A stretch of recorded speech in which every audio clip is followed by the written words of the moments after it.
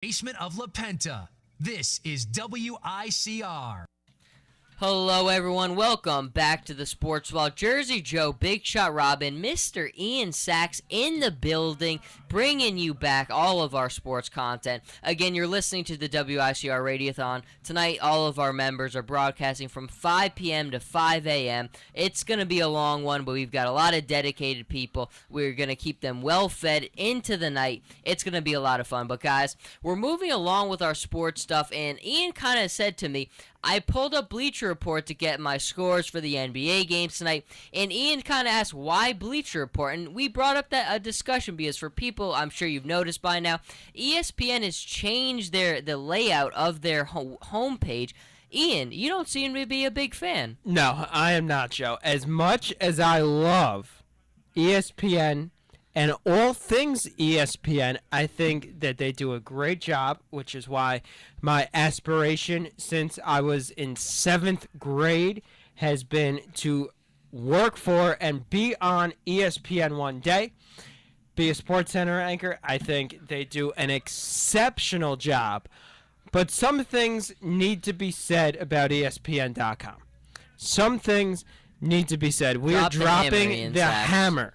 I love dropping the hammer. There's not a better feeling than when you just get to come on the air and drop the hammer on people. I'm not going to interrupt you again, Ian. No. But all joking aside, the new ESPN.com interface just seems to be very I don't want to say tricky, but very hard to get to where you want to go to. It seems like they're putting an extra step or two that is not necessary. They hit a lot of the menus, and now it's a lot of drop-down menus, which I have no problem with drop-down menus, but I feel like that they make it more challenging to get to where you want to go to.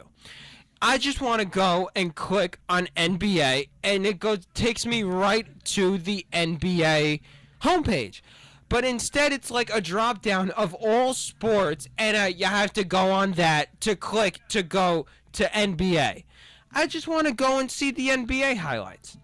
Then the top stories, they moved the headline the part of the homepage to where it's very hard to see where the top headlines are. I liked it very much where you had the 5 big stories on the left, and then on the right side you had like the 10 headlines. That's the sports news that you need to be caught up on for the day. Now it's like they have one dominating picture, and then you got to scroll down under that. There's a lot more video content. I just want to get my news and get going.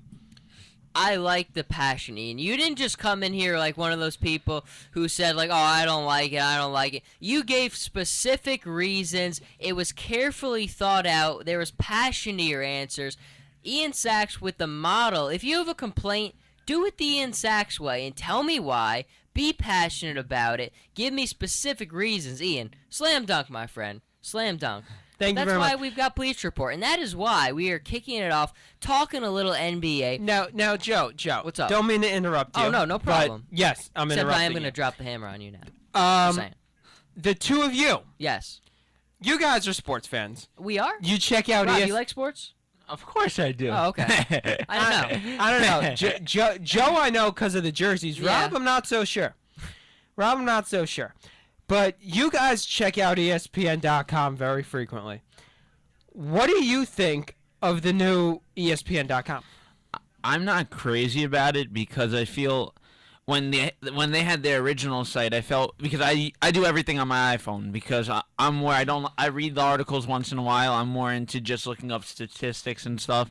And it was more of I clicked on NBA, bam, and right there I had all the scores and highlights. Now it's click on NBA, click on scores, scroll down, and if you click on a game that's finished, you have to look up the stats, and it's either box score, recap, game log, and it's just like not my interest. It's not my forte. I don't like the site like this whatsoever. I remember when this first happened, I'm just sitting on my couch with my original ESPN site, and then like an hour later, I just turn in and this comes up and I go, what just happened?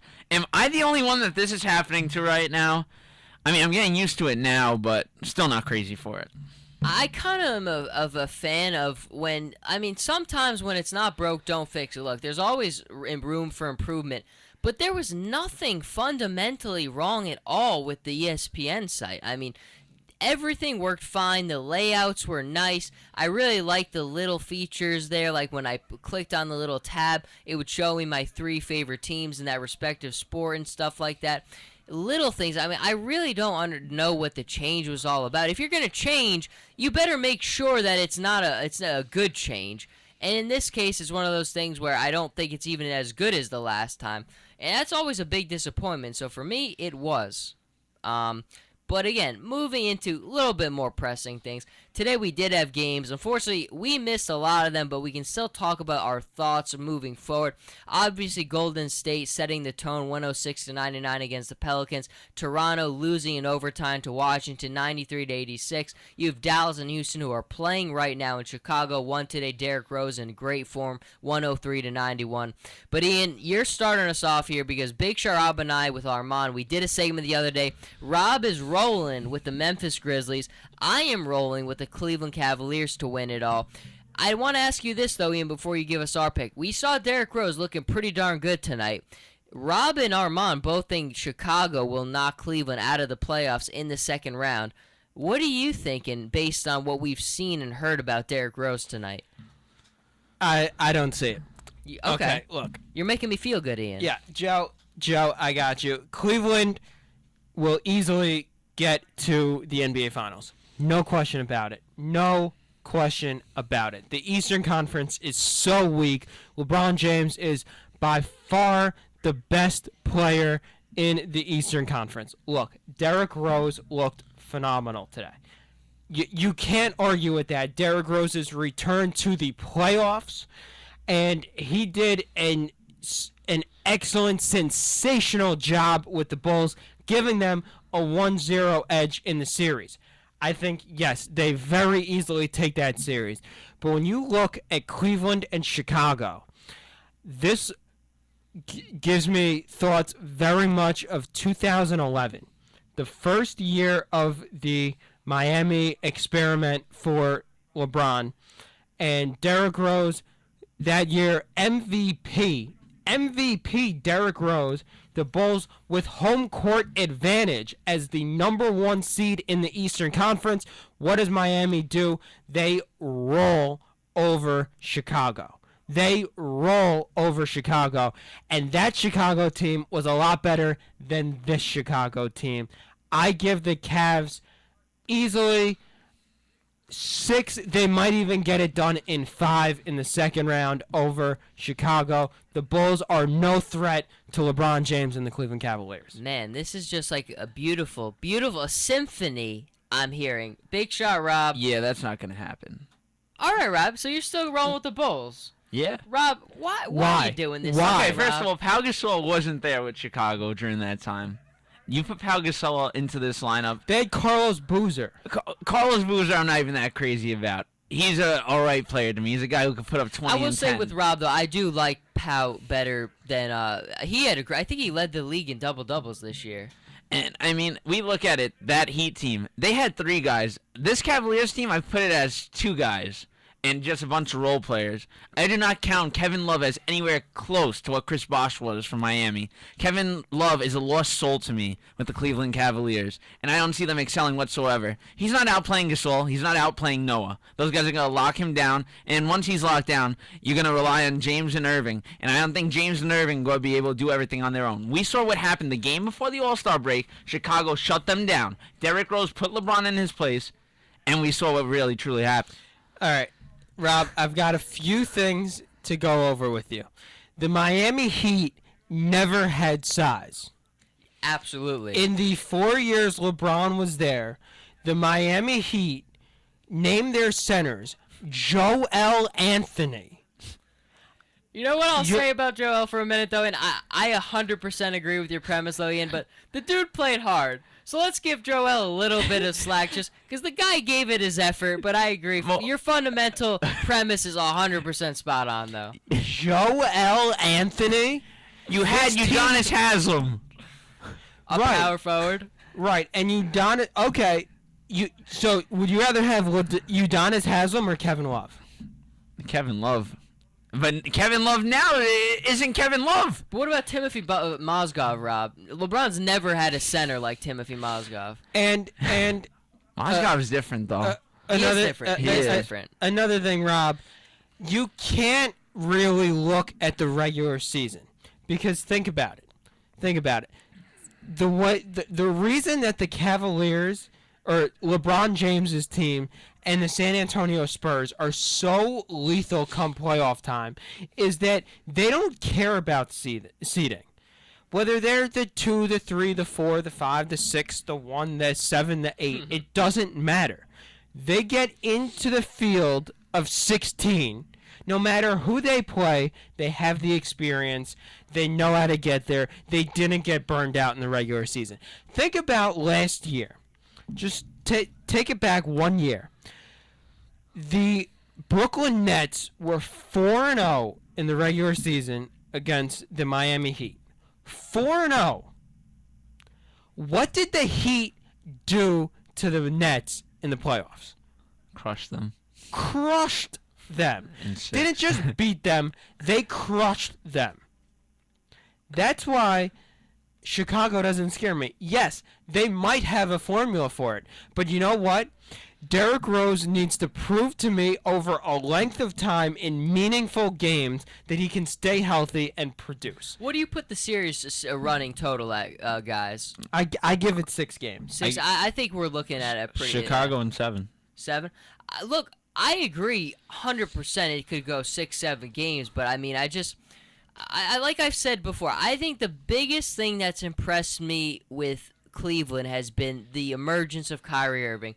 When you look at Kyrie's development over the course of the season, it really is remarkable how he affects the game in every single element. I mean, you watch him in every play, he's doing something to affect the game. And I just think he has such a good awareness at all times of where he is and recognition of what the right play, what's happening. It's amazing to watch him play and set up the team. I think it's going to be a great basketball. And look, the East, at the end of the day, it's fundamentally flawed compared to the West. I mean, at the end of the day, does Atlanta, and maybe Ian, you can comment on this, does Atlanta really put the fear in your eyes? I haven't been afraid of them all year. I think at the end of the day, the playoffs comes down to star power. There's a reason why the Spurs have been winning titles, why the Lakers have been winning titles, why the Heat have won those titles.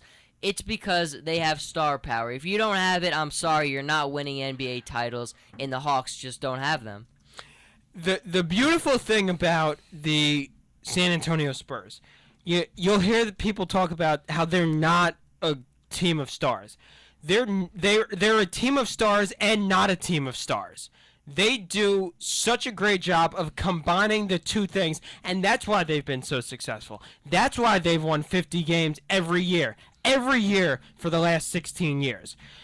And so when you look at the Miami Heat, when they've been their most lethal was when they had the star power of LeBron James, of Dwayne Wade, of Chris Bosh, with the role players. So you need both. You're right, Joe. The Atlanta Hawks do not have their go-to player. They don't have their big star. You know what? I think they could very well get to the Eastern Conference Finals. That's what I think have. that's going to be a great second-round matchup because you know the Hawks are getting by the Nets. Yes, There's no question absolutely. about it. No question about it. No disagreement.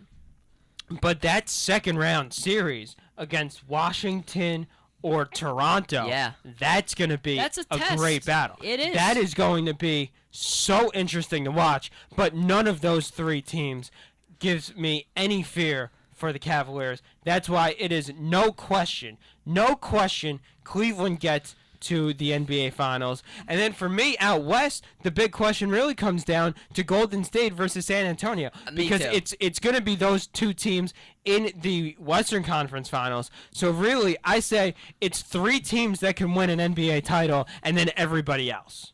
I think, honestly, I agree with everything you just said. I mean, 100% spot on. I think you and I both have the same finals, probably Spurs, Cavs. Yes. Okay. I think what Golden State has done this year has been Remarkable. exceptional, Yes. remarkable. But I can't bet against my San Antonio Spurs. They're Look, so good. You'd be crazy to do it. I mean, look, every single time it seems like we've done it, it's come back to bite us. You just don't do it. Be safe. Don't bet on this against the Spurs. Although I like Rob can prophesize, Ian. He called it that the Pelicans would make it into the 8th spot. On our last Radiothon, actually, he called on the air. Armand and I, we disagreed very much so.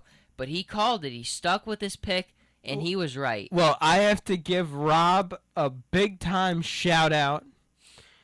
Rob, beginning of the year, said to me, Anthony Davis is going to be a beast this year. He's going to be sensational. Rob, you were the first one that, this was, right as basketball season was around the corner, and I was, really starting to get into it, and he said, you know what, you got to watch out for Anthony Davis. I mean, I knew Anthony Davis was good. I watched him at Kentucky, rooted for that Kentucky team to win the 2012 national championship, which they did, won my pool.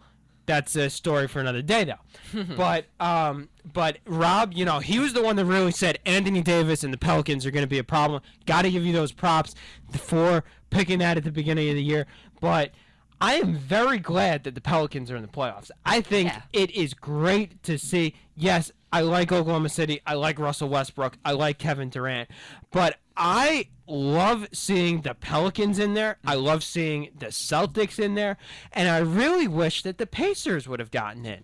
I like it the most for Anthony Davis because I feel bad sometimes when you have transcendent superstars who are just bogged down their careers for teams that just never can surround them with the right talent. I watched it for 7-8 years with LeBron in Cleveland in misery, watching him with guys like Daniel Gibson and Drew Gooden, just not the right pieces to surround them with. So I'm glad Anthony Davis is kind of getting the taste of the playoffs because he deserves it. The guy does everything in the game of basketball. He affects the game in every possible way. You look at his stat sheets after games, and your jaw just drops. He's one of the most fun players to watch in the league. Imagine, too, with the Pelicans, if this team actually stayed healthy. Yeah. Davis missed a decent amount of time. They've had the injuries with Gordon, Evans, Holiday. Now, if this team actually really stayed healthy, this is a team that can win 50 games. It is. I'm excited to see them back because, you know what? You kind of get sick and tired of seeing the same teams every single year in the playoffs. It's time you see a new face.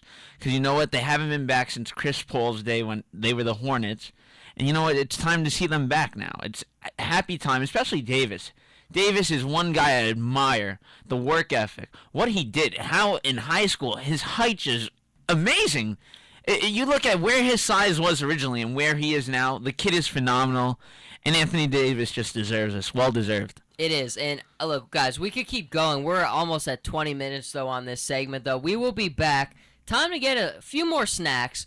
Stay with us, folks. We're not going anywhere. Just into the hallway to get something to eat. And we will be back very soon, so stay with us.